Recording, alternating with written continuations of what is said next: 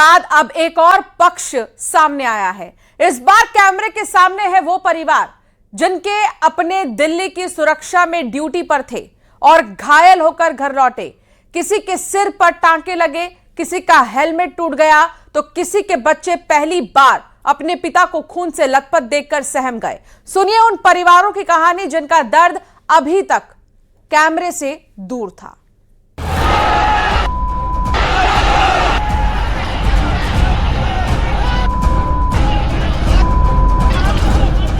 वर्दी पहनने वाला हर पुलिसकर्मी सिर्फ एक जवान नहीं होता, उसके पीछे पूरा परिवार होता है जो हर ड्यूटी के साथ उसकी सलामती की दुआ करता है। 20 जुलाई की हिंसा के बाद अब घायल पुलिसकर्मियों के परिवार सामने आए हैं। उनकी आंखों में सवाल हैं, आवाज में दर्द है और अपील सिर्फ इतनी कि उनकी कहानी भी सुनी जाए। मीत कौर भी उसी परिवार का हिस्सा है जिनके पति दिल्ली पुलिस में एसीपी के पद पर तैनात हैं। सुनिए जंतर मंतर पर हुई हिंसा की वो कहानी जो उनके लिए ट्रॉमा बन गई। 20 जुलाई की रात देर रात जब वो घर पहुंचे चोटिल हालत में, वो क्षण मेरी और मेरी बेटी 2 साल की बेटी के लिए बहुत ही दर्दनाक, बहुत ही ट्रॉमेटिक था। अब उस बेटी की वेदना भी सुनिए जिसके पिता दिल्ली पुलिस में एसआई के पद पर तैनात हैं। पापा के कलीग्स उन्हें घर लेके आए और उनकी यूनिफॉर्म पूरी खून से लाल थी। उन्हें ऐसे देख के हमारे लिए बहुत पेनफुल था। हमने जब उनसे पूछा कि पापा ये कैसे हुआ तो उन्होंने बताया कि बेटा कोई बात नहीं, ड्यूटी के टाइम पर छोटी मोटी चोटें लगती रहती हैं। परिवार वाले बताते हैं कि 20 जुलाई को स्टूडेंट प्रोटेस्ट के दौरान भीड़ बेहद अराजक हो चुकी थी और इसी अराजक भीड़ का खामियाजा ड्यूटी निभाते हुए दिल्ली पुलिस के एक एएसआई को भी उठाना पड़ा। उनकी पत्नी सीमा उस दिन का दर्द बयां कर सिहर उठती हैं।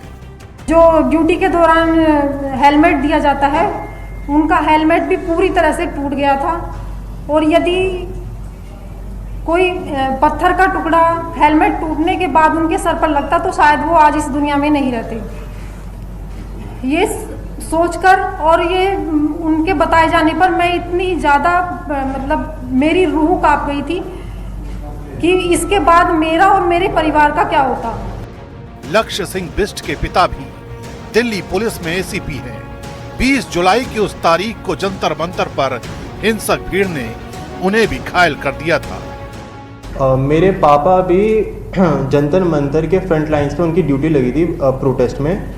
And on 25 May at 2 PM मुझे पता चला कि मेरे फादर को उनके हेड पे इंजरी आ रखी है उनके फ्रेंड के थ्रू। जब मैंने फ़ोटो देखी तो उनके हेड को शेव कर रखा था और उनके हेड पे लाइक स्टिचेस लग रहे थे 4। उसको देख के I was like really frustrated and मैं बहुत ज़्यादा डरा हुआ था। जब मेरे पापा घर आए तो उन्होंने मुझे बताया कि जो स्टूडेंट्स की जो प्रोटेस्ट उसमें बस स्टूडेंट्स नहीं है, उसमें राउडीज है, उसमें एग्रेसर्स हैं। हर बड़ी घटना के पीछे कुछ तस्वीरें सुर्खियां बनती हैं और कुछ कहानियां अनसुनी रह जाती हैं। इस बार कैमरे के सामने वे परिवार हैं जो किसी बहस का हिस्सा नहीं बल्कि उस दर्द के गवाह हैं जिसे उन्होंने अपने घर में महसूस किया। उनकी मांग सिर्फ इतनी है कि घटना के हर पक्ष को सुना जाए और ड्यूटी निभाते हुए घायल हुए पुलिसकर्मियों की आवाज भी देश तक पहुंचे।